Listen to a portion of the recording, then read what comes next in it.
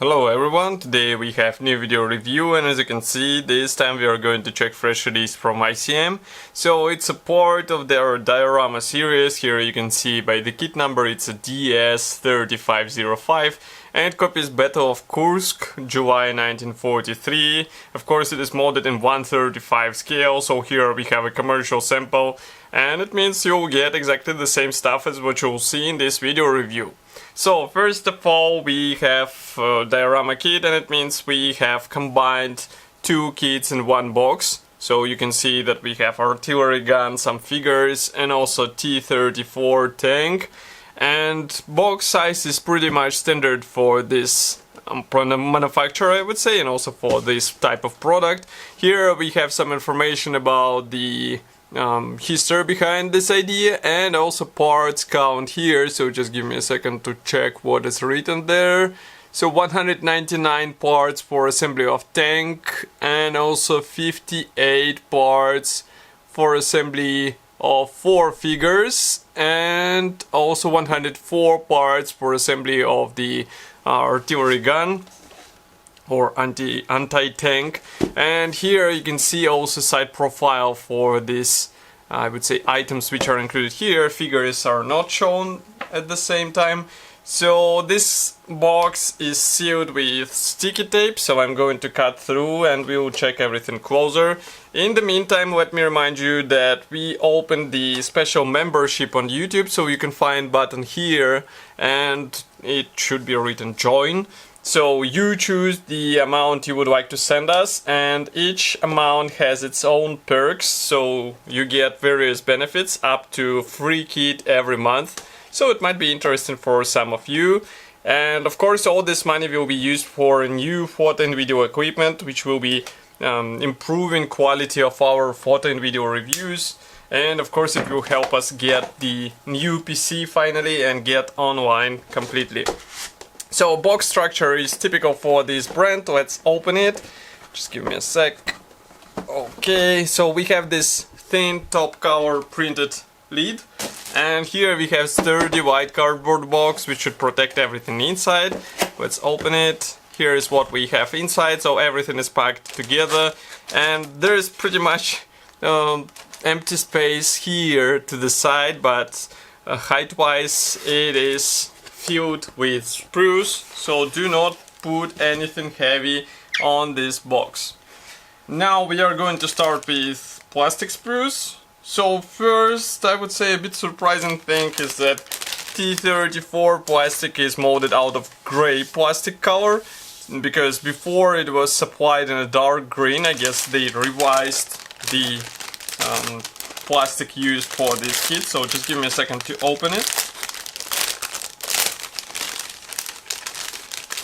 I guess some of you might be familiar with this kit because we reviewed it before, and I would say nothing has changed here. So we are going to start, for example, with these hull parts, and if we zoom in, now you should be able to see that we have here I would say one-piece elements, and you can notice these mud guards pre-molded on the glacis plate, and they should be quite easy to combine. I mean, I can show you the dry fitment and it's more or less nice. Here you can see it.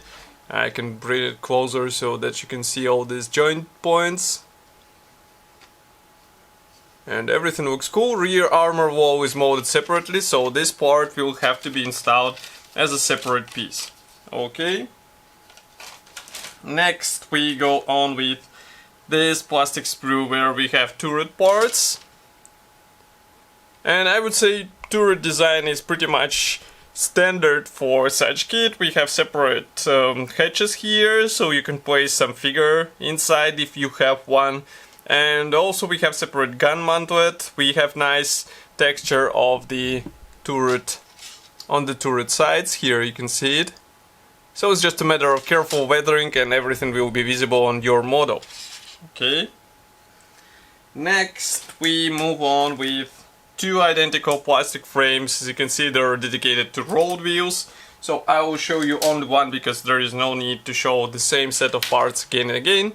And here you can see it. So we have one-piece road wheels, and as far as I remember there were no painted masks, so be ready to paint it because you can notice that these parts are molded together with rubber bands, so it will be a bit tricky to paint this rubber part. Here you can see idlers and tensioners.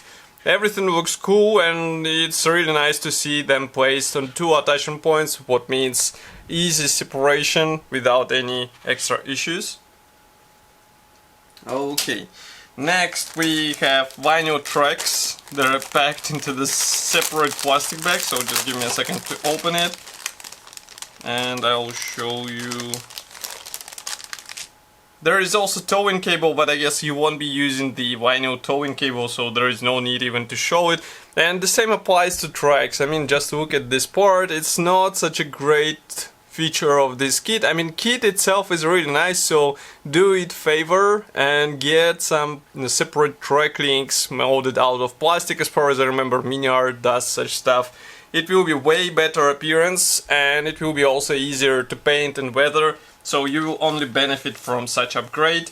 And another thing is that we have two plastic frames wrapped into the foam. So just give me a second to take them out, if I will be able to do this, because I'm not able to do this. Just give me a sec. I wonder how they can be taken out without breaking anything. Why it was done like this? Because we have thin parts here, so I will show you the first one here.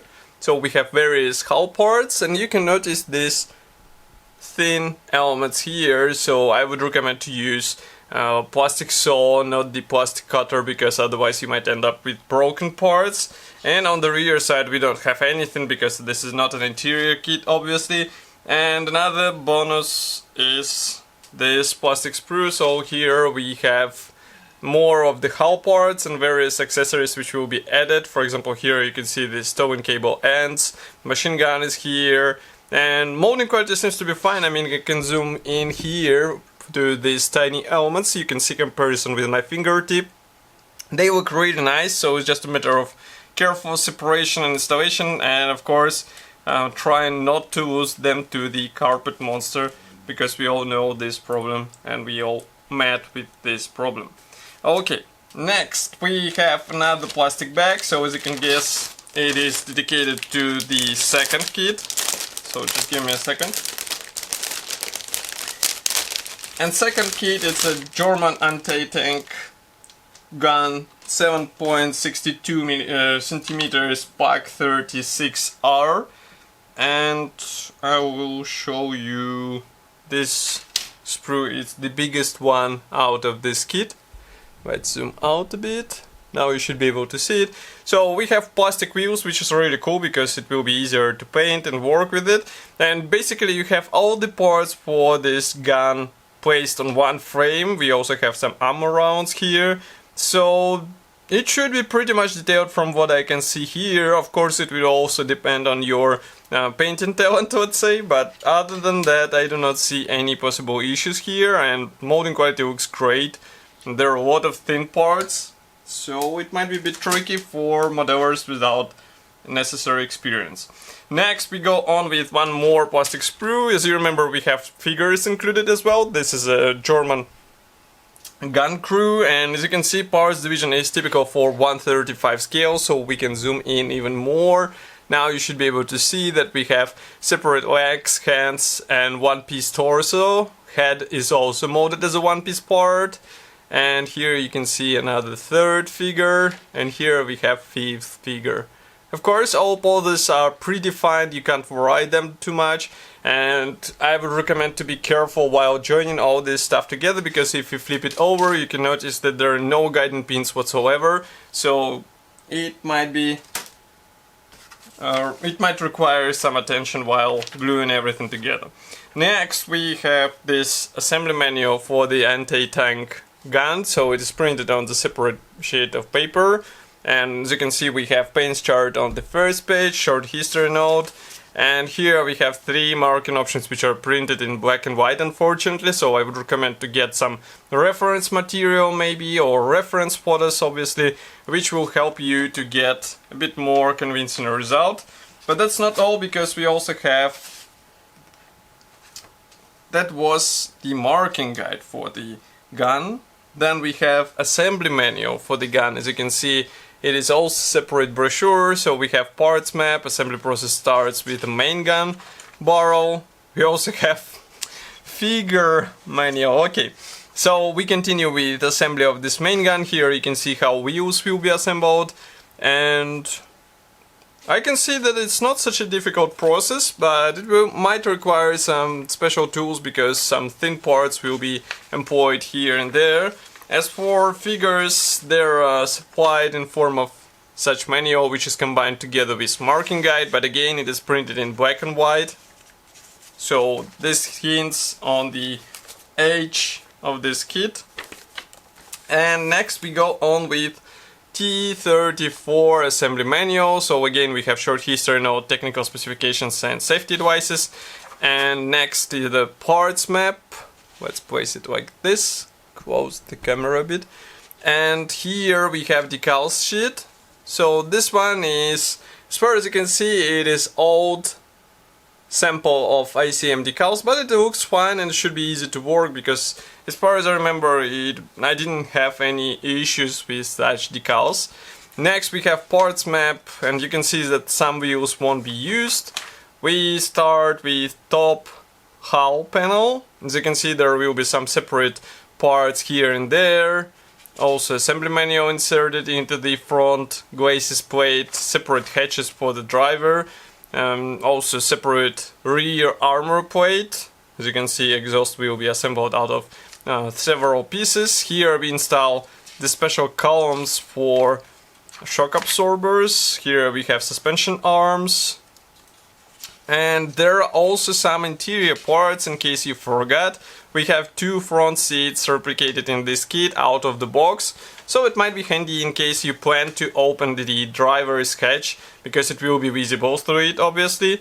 Here we continue with road wheels installation. Next we have tracks. So again, I remind you that it's better to replace them, not to spend your time with vinyl parts. And next we continue to assemble the turret. So turret gets installed onto the tank. And there are more steps where we assemble the stowage boxes on the rear side. Correct me if I'm wrong. Here we have tarp placed on the side, and some pioneer tools, headlamps, and towing cables here. So in total you have to perform 62 steps in order to get your tank ready. We have this marking guide printed in black and white. Again, I recommend to get some reference, because it will be easier to understand how to paint and how to weather this tank in order to get a bit more convincing finish. So this kit should be already available, and in my opinion it's an interesting combo for these modelers who search for a box which will include everything at once. And of course I will be happy to hear your opinion here in the comment section below. If you like this video, don't forget to press the like button and subscribe to our YouTube channel. And I will see you in the next video review as usual. Thank you for joining me today, and bye!